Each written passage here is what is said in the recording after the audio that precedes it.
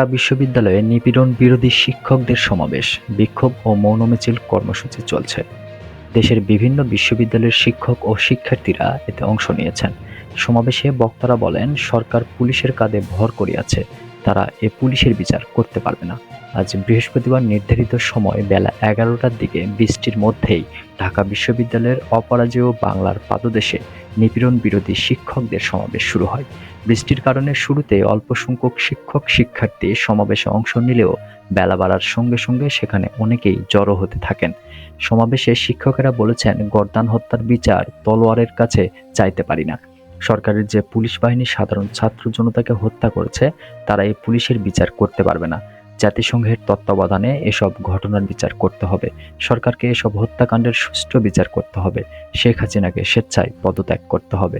শিক্ষকেরা আরও বলেন, প্রতিবাদ করলেই বিভিন্ন ট্যাগ লাগানো হয়, এটা বন্ধ করতে হবে। শিক্ষা প্রতিষ্ঠানগুলো অবশ্যই খুলে দিতে হবে।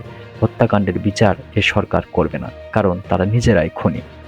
বেআইনিভাবে মানবাধিকার লঙ্ঘন করে 6 সমন্বয়ককে ডিবি কার্যালয়ে আটকে রাখা হয়েছে উল্লেখ করে সমাবেশে বক্তারা বলেন, সমন্বয়কদের ছেড়ে দিতে হবে, আর একটাও গুলি করবেন না। সরকারের উন্নয়নের খোলস, চেতনার খোলস ভেঙে পড়েছে।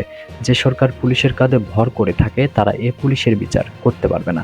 চেতনার ব্যবসা, মামলাবাজি বন্ধ করতে হবে। নিপীড়ন বিরোধী শিক্ষক সমাবেশে বক্তৃতা করেন ঢাকা বিশ্ববিদ্যালয়ের পদার্থবিজ্ঞান বিভাগের অধ্যাপক কামরুল হাসান মামুন, আইন বিভাগের অধ্যাপক আসিফ নজরুল, ফিন্যান্স বিভাগের চেয়ারম্যান জাহাঙ্গীর আলম ও পপুলেশন সায়েন্স বিভাগের অধ্যাপক মঈনুল ইসলাম। জগন্নাথ বিশ্ববিদ্যালয়ের অধ্যাপক নাসির উদ্দিন আহমেদ, ব্র্যাক বিশ্ববিদ্যালয়ের শিক্ষক ওয়াসিমা ও বায়েজিদ ইসলাম, চট্টগ্রাম বিশ্ববিদ্যালয়ের শিক্ষক মোশরেফা অদিতি হক, বাংলাদেশ ইউনিভার্সিটি অব প্রফেশনালসের শিক্ষক ইমরুল আজাদ, নর্থ সাউথের শিক্ষক রিয়াসাত খান প্রমুখ। শিক্ষকেরা সমাবেশে থেকে কয়েকটি দাবি জানিয়েছেন। তারা বলেছেন, হত্যাকাণ্ডের বিচার ও আটক শিক্ষার্থী সহ অন্যদের নিঃশর্ত মুক্তি দিতে হবে। কারফিউ তুলে নিতে হবে। ব্লক রেইডের নামে গ্রেপ্তার বন্ধ করতে হবে। সব শিক্ষা প্রতিষ্ঠান খুলে দিতে হবে।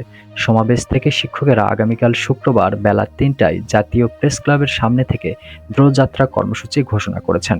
তারা দ্রোযাত্রা নিয়ে প্রেস ক্লাব থেকে কেন্দ্রীয় শহীদ মিনারে যাবেন। এতে অংশ নিতে বিশ্ববিদ্যালয়ের শিক্ষক, প্রকৌশলী, চিকিৎসক সহ বিভিন্ন শ্রেণী পেশার মানুষকে আহ্বান জানান তারা। সোয়া 1 ঘন্টার বক্তৃতা শেষে শিক্ষকেরা ক্যাম্পাসে বিক্ষোভ মিছিল শুরু করেন।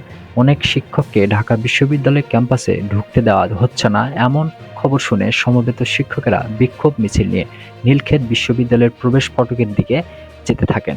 পরে তারা খবর পান শিক্ষকদের ঢুকতে দেওয়া হচ্ছে না। এরপর তারা বিক্ষোভ মিছিল নিয়ে রাজু ভাস্কর্যের দিকে যান। বেলা 1:45টার দিকে তারা রাজু ভাস্কর্য থেকে মৌন মিছিল নিয়ে শহীদ মিনারে যান। সেখানে তারা শ্রদ্ধা নিবেদন ও 1 মিনিট নীরবতা পালন করেন।